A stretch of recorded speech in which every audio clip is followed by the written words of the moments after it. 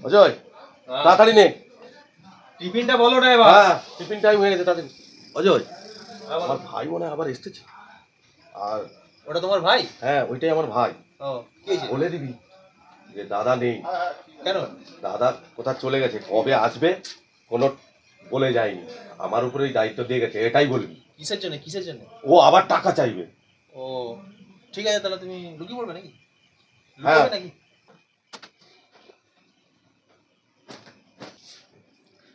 বলছি আমার দাদা নেই।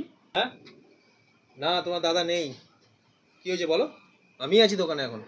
দাদা কোথায় গেছে? বাইরে টিফিন করতে গেছে নাকি? না ও টিফিন করতে যায়নি, কোথায় গেছে বাইরে বললো তো।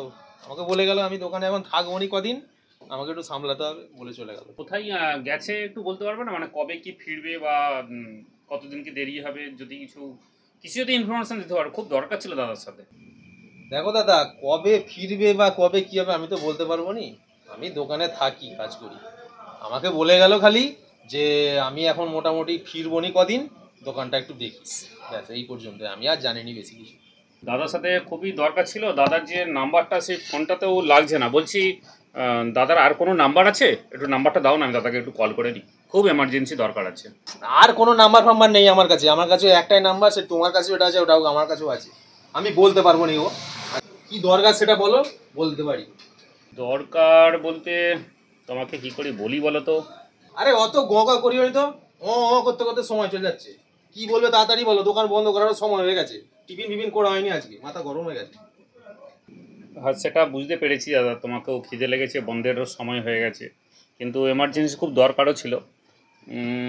আচ্ছা দাদা যেহেতু কবে আসবে বলতে পারবে না, তাহলে একটা কাজ করো, এই টাকাটা দাদা আসলে দাদাকে একটু দিয়ে দিও, এতে 10,000 টাকা আছে।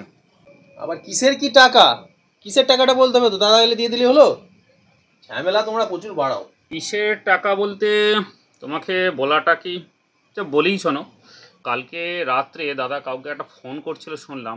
হ্যালো, হ্যাঁ বল। বিশ্বজিৎদা, হ্যাঁ বল। বলছি বিশ্বজিৎদা, কিছু টাকা ধার হবে গো?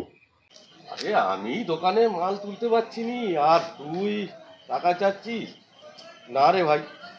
বেশি না, 1,000-5,000 টাকা দাও। আরে না, কি করে, আমার দোকানে মাল তুলতে পারছি নি, আর তোকে কি টাকা পয়সা দিই।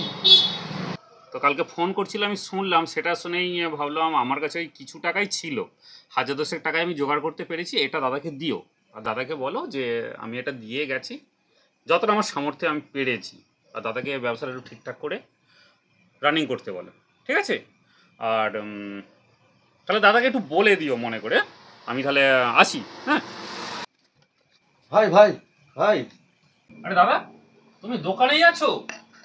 হ্যাঁ রে ভাই, আমি দোকানেই আছি।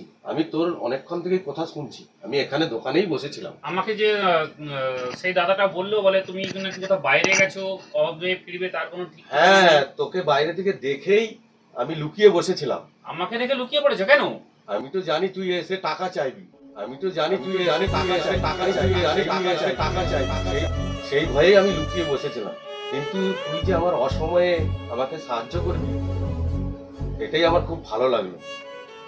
আমি আসলে দাদা তোমার কাছে অনেকবার তো সাহায্য পেয়েছি, কিন্তু কালকে তুমি রাতে কাকা ফোন করছিলে না, তখন আমি শুনলাম তোমার একটু টাকার দরকার, দোকানে একটু মালটালও তুলবে, সেই জন্যে আমি দাদা আমার যতটা সামর্থ্য ছিল আমি দাদাকে ওই জন্য দিয়ে গেছিলাম যে তোমার ব্যবসায়ী টাকাটা লাগাবে।